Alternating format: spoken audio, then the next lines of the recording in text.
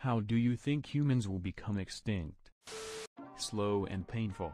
Slowly losing clean water until we're a desert planet and we die. You're probably right, it's going to come down to potable water supplies. Price will increase until even the middle class can't afford, everyone kills each other, infrastructures fall apart, only ruthless persistent savages with strong immune systems are left to fight it out Mad Max style. Or, stupid technology-reliant people die, while rich bunker types and those with knowledge of living off the land, hide and survive to eventually create a better society? I think clean water will be desalinated for a long time, it'll just be expensive and exclusive. We could pump out all of our aquifers and waste the water. We could also pump it into oil wells and contaminate it. That should speed up our demise. Desalination of water actually isn't all that expensive, nor do you have to be near the coast to desal water. Quite a bit of groundwater is termed brackish, abbreviated BGW, meaning its saline content is higher than fresh water, but less so than seawater. Depending on the area, in the US, between 30 to 40% of groundwater is BGW. Various cities across the US are looking into desal of groundwater. A major one being El Paso, Texas. A city of 700,000, the plant produces 27.5 million gallons daily from BGW. At a cost of $1.09 to $2.40 per 1,000 gallons, tilde 3785 liters. This is comparable to the national average of $1.05 1,000 gallons for surface water. For 2020, the U.S. Department of Energy Solar Energy's Technology Office, U.S. DOSETO, Christ we love acronyms, provided in $128 million in grant funding for development of desalination plants. These prices include the capital cost, maintenance and operation, and disposal. Disposal is majorly deep well injection, or mixing with water, both of which kinda suck environmentally. Some new technologies are being developed though, that aim at serious reduction of saline/brine, such as zero liquid discharge desal, and agricultural use to salt-tolerant crops, such as soy, corn, barley, sugar beets, etc. I think we still have a lot to work on, and if something isn't done then water scarcity will become a major issue. Edit. Also, water consumption is quite high.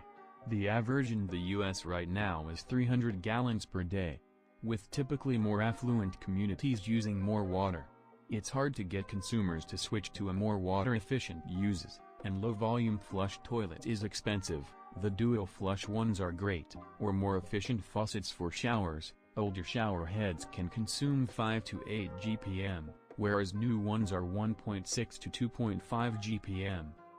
And stop buying plastic bottles of water. Screw Nestle, either get a RoSync system, or buy 5-gallon bottles and fill them up at your local water shop, or Walmart. I think the biggest threat right now is greedy company and in general human greed and the idea of screw you, I've got me and mine. But I don't really have an answer on how to fight that, except perhaps an increase in education on environmental impact. And not being mean to each other. Terminal stupidity. The way things are going the last couple of years, this seems the only right answer. Social media is mostly to blame, terminal stupidity is king there. You know what they say, the empty can rattles the most. And Jesus Christ, is it loud? No, we've been total idiots far longer than social media or the internet. It's just more blatant now. As a long-term optimist, my favorite is evolution. As we expand out into space through the eons, eventually we diverge and evolve into new species, and what we consider human is extinct. You can also view AI as a version of evolution and count that as well, but I personally think we can coexist with an AI we create. That sounds the most likely to me. Every other post here suggests something that would kill most people, but certainly not all. The only other thing I would imagine is a double whammy of sorts. Like a global pandemic of a very deadly virus during climate change runaway and then hit by an asteroid. Personally, I think Homo sapiens will exist in some way for the rest of Earth's timeline. Eventually modern society will either collapse or transcend. If it collapses, we will revert back, and once again be subject to natural selection. At that point distance would separate populations and evolution would cause a divergence. Some humans would live in the forest and adapt with sharper ears. Some humans would become shorter cave dwellers and utilize the resources of the earth. Some humans would become hateful pillagers and raiders that exist to take resources from other races. Some humans would stay in temperate climates and remain relatively the same. I could see some people finding a small pocket of abundant resources. They wouldn't have a care in the world among their beautiful rolling hillsides. It's gotta be war. We literally have a weapon that can wipe out an entire country. Now multiply the amount of that weapon by thousands. One day countries and leaders will face a breaking point through clashing ideologies, and before we even knew it, we already screwed ourselves over. The breaking point will be climate-related. One of too many refugees. People vote extremists/lunatics with loose trigger fingers. They start a war to support the economy. Some battle over a critical water source escalates. Climate protesters turn violent. Civil war ensues. Foreign power steps in. It escalates. All your points are extremely valid and serious. I just doubt that they end humanity. Even if 99.9% of humans die, through famine, war etc., we'd be able to recover. Okay, that of course depends who these 99.9% are. If they are all male, we'd be in trouble after one generation. The planet Earth has survived drastic climate changes and will settle on a new equilibrium. I'd rather that humans would not be the cause, but the planet will still support human life somewhere even if we do our worst to it. Let's not, though. 1% of the Earth's population is around 8 million people, now.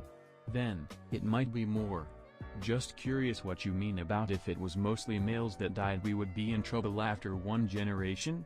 One male can impregnate countless women. A handful of men could impregnate an entire town. However, a woman can only safely have around one pregnancy per year and a limited amount of times in her life. I would imagine having fewer women would be much worse for repopulating humanity. Not to mention that when societies have a short supply of women there is increased aggression between men and violence towards women. By irreparably damaging our biosphere. Takes a biosphere to evolve and sustain a complex living organism like us. Destroy that and we probably won't last long. The Rapa Nui of Easter Island used to have a thriving civilization. They survived contact with the Europeans, and even had a golden age of sorts, where life was bountiful enough to devote resources to monument building. However, they engaged in rapid deforestation and careless exhaustion of resources with no plan or even awareness of the consequences. Until too late. They wiped the island clean of trees, which caused erosion and loss of arable soil, loss of food, and eventually societal conflict and civil war. The remnants of their shattered society were easy pickings for slavers from Peru who almost completely exterminated them. What happened in Easter Island is going to happen to us. As big as it is, the Earth isn't an unlimited wellspring of resources and we are rapidly reaching the point of no return. TLDR, some form of intelligent existence will survive to the end of the universe, somehow. The answer depends to your definition of humanity. I think there are a multitude of points one might not consider these people human anymore, while others would still consider them human. Humanity is going to colonize distant parts of our universe, and because of that distance, and lag in communication due to the speed of light, will cause our culture to separate. Our very biology will, over time, drift away from our cousins in other colonies or in our solar system.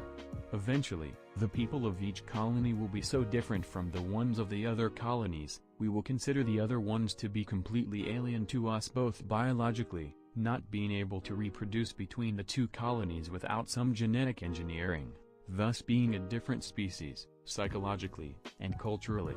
Some would consider this already separate enough from humanity we know today that they would consider them not humans. Another option for some to consider people not human anymore is when a civilization abandons their biology altogether and decides to live more efficiently inside of a computer. Some would consider these simulated people not real, while others would. Personally, I still consider them humans even if their existence is purely digital.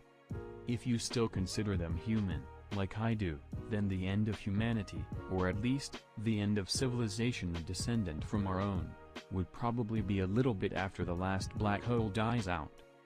The bigger a black hole, the slower it releases energy as Hawking radiation and loses its mass, and because the universe progressively gets colder, and computers can be more efficient at colder temperatures, it would stand to reason that gathering everything we can, at least the entirety of the Milky Way and Andromeda, into a supermassive black hole that will release the energy so slowly, we will be running our civilization at ultra-slow speed to use that energy when we can do so most efficiently, which gives us a separate advantage when it comes to long-distance communication, because speed of light lag becomes unnoticeable when the millions of years that the light needs to travel will feel like a fraction of a second of subjective time.